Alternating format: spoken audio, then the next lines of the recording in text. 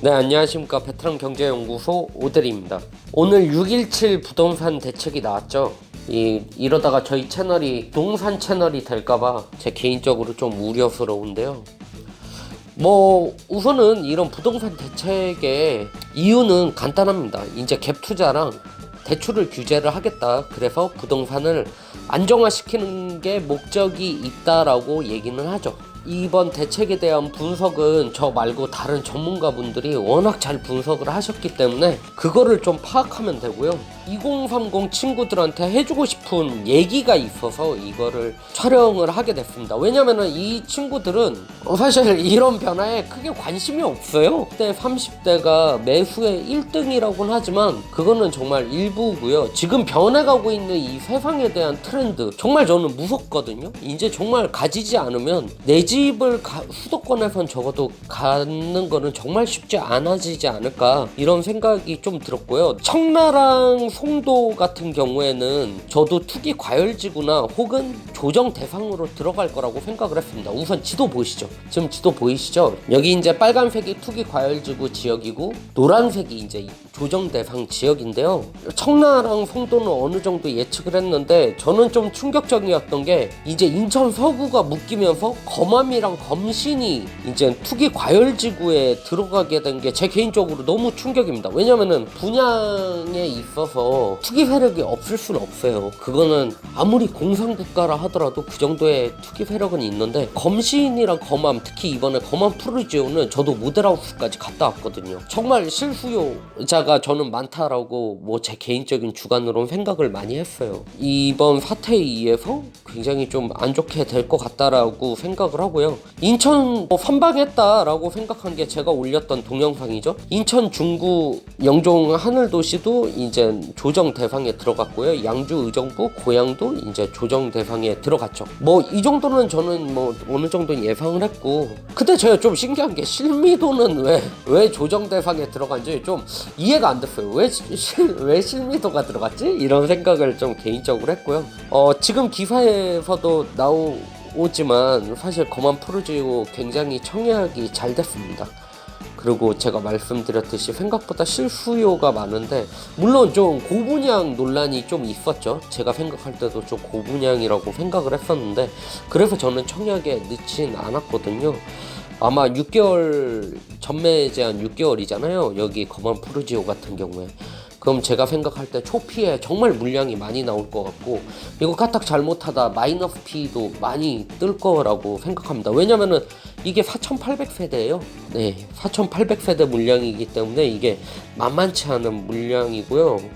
이번 정책으로 인해서 김포랑 파주, 운정, 천안이 이 비규제입니다. 특히 지금 제가 실시간 검색어, 이거 호갱로노에 있는 실시간 검색 순인데요. 여기 보시면은 1등, 3등, 4등이 김포, 운양, 풍무, 장기, 고촌이 이렇게 지금 인기 검색어로 막 올라오고 있는데, 김포 집값은 정말 날아갈 것 같습니다. 제가 생각할 때. 그래서 김포가 가장 수혜를 저는 볼 것 같고요. 그 다음에 이제 파주, 운정, 그 다음에 이제 천안, 그리고 가격이 아직도 저렴한 영종이랑 양주.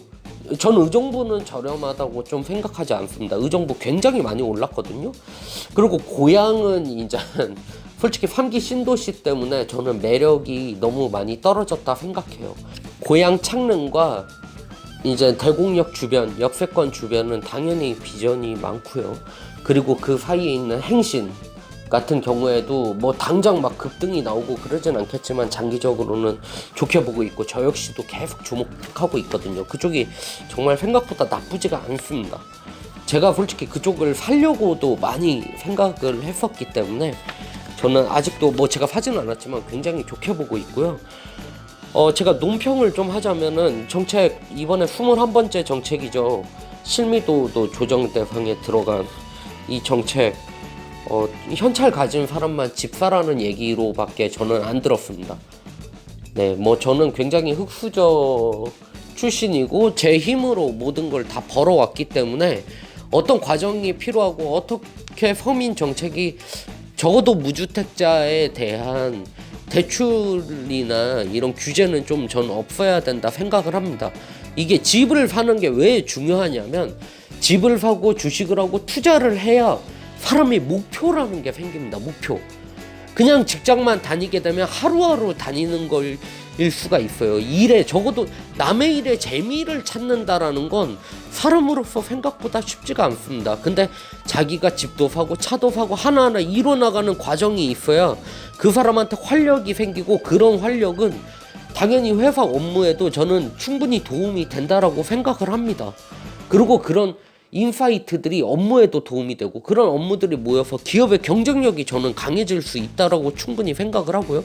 그래서 의외로 회사에 다니다 보면 의외로 투자를 잘 하시는 분들 중에 업무 능력이 높은 분들이 많아요. 왜냐면 시장을 보는 눈이 있기 때문에 그런 눈을 기르는 거죠. 그리고 그런 분들은 생활도 되게 재밌게 해요. 왜냐하면은 자기가 이루는 그 맛이 있거든요.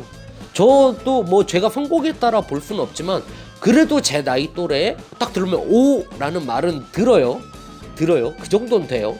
근데 이거는 제가 생각할 때 이렇게 규제를 해버리면 지금 이제 막 사회에 나오는 친구들 이제 돈 좀 모으고 결혼도 하고 이러면 누가 결혼을 합니까?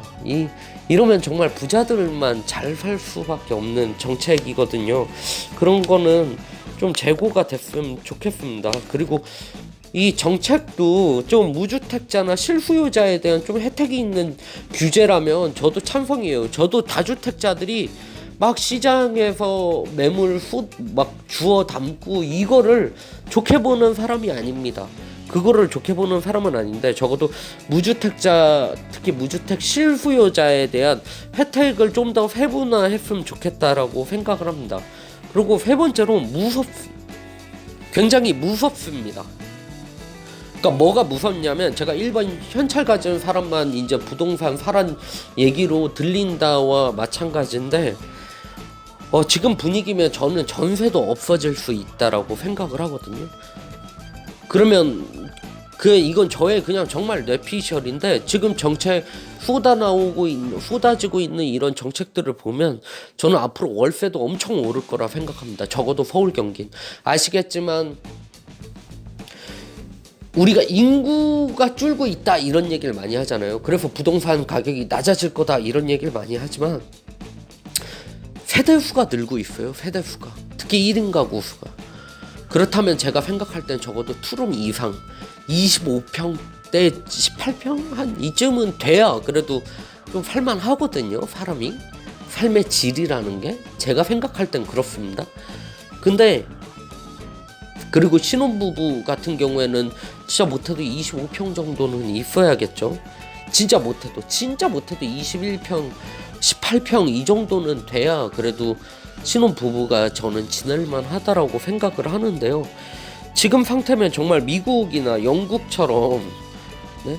비행기 타고 출퇴근하고 기차 타고 출퇴근하는 그런 날이 저는 진짜 올 수도 있다라는 좀 무서움이 생겼습니다. 물론 뭐 정부 입장에서도 잘해보고 싶고 뭐 당연히 집값을 잡고 싶으니까 이런 정책을 낸다라는 걸 아주 이해를 못하는 건 아닙니다. 그러니까 여러 번 정책들을 통해서 잘해보고자 하니까 이런 거라고는 생각하고 싶어요. 저도. 근데 우리가 실패한 방법, 규제 방법이 실패를 했으면 그 방법을 한번 다른 방법으로 케이스 스터디를 한번 해보는 것도 나쁘지 않을 거라고 감히 제가 제안을 드리고요. 감히 제안을 좀 드리고 2030 친구들한테 그 말 해주고 싶습니다. 지금 기사 나오지만 작년도 그랬고, 작년에 30대가 서울 이 수도권 아파트 매수 1위였어요. 그리고 2030들이 지금 50대를 넘었습니다. 매수 이 거래자로. 분명 이걸 시청하고 있는 2030들 중에 내 친구는 아닌데 다 금수저인가 이렇게 생각하고 있다라는 것도 알고 있습니다. 절대 그렇지 않아요. 진짜로 저는 이분들 제 주변에도 많지만 제 주변도 딱 나눠져 있어요. 정말 부동산이나 주식이나 투자에 정말 열심히 하는 친구들, 그리고 그거를 애써 정신 승리하며 도망다니는 사람들 있는데 진짜 훗날 후회합니다. 전 장담할 수 있어요. 지금이라도 뭐라도 움직여서 뭐라도 한번 해볼 때예요. 그게 뭔지 몰라서 답답하다라고 하시잖아요. 제가 생각할 때는 적어도 카페라도 가입을 해서 카페에서 작은 거라도 한번 거래를 한번 해보시는 게 그게 시작이라고 생각을 해요. 그걸 한번 해보지 않으면 아무리 책으로 읽어도 알지 못해요. 해보지 않으면 절대 몰라요. 그래서 저는 꼭 지금 액션을 한번 취해봐야 아 이런 거구나 라고 생각을 합니다. 이렇게 하루하루 지나봤자 제가 보기에는 가면 갈수록 사기 힘들어질 수밖에 없을 것 같습니다. 그래서 좀 그런 말씀을 좀 드리고 싶었고요. 좀 안타깝네요, 정책이. 그래서 결론적으로는 제가 생각할 때는 김포는 뭐 이제 날아갈 것 같고, 그 다음 파주 운정, 그리고 영종이랑 양주는 제가 영종에 관한 걸 찍었기 때문에 영종 양주는 제가 생각할 땐 그래도 저는 후회를 볼 거라 생각합니다. 특히 영종 같은 경우에는 기존에 있던 청라와 송도 검암 검신, 특히 검암 검신이랑 영종이 많이 비교를 했었잖아요. 근데 이 수요가 저는 꼭 또 영종으로 몰릴 수도 있겠다라고 생각을 하고 있거든요. 그리고 원래 이 규제 전에 영종은 이미 전매 제한이 3년이었어요. 이 대규모 택지 개발이랑 일부는 또 분양가 상한 제고 막 이래가지고 지금까지 분양 나온 것들은 어차피 3년이라서 제가 생각할 때는 원래 실수요자들이 계속 사던 시장인데도 불구하고 이렇게 핫했던 거죠. 그러니까 제가 생각할 때는 이렇게까지는 후회를 볼 거라고 생각합니다. 네, 감사합니다.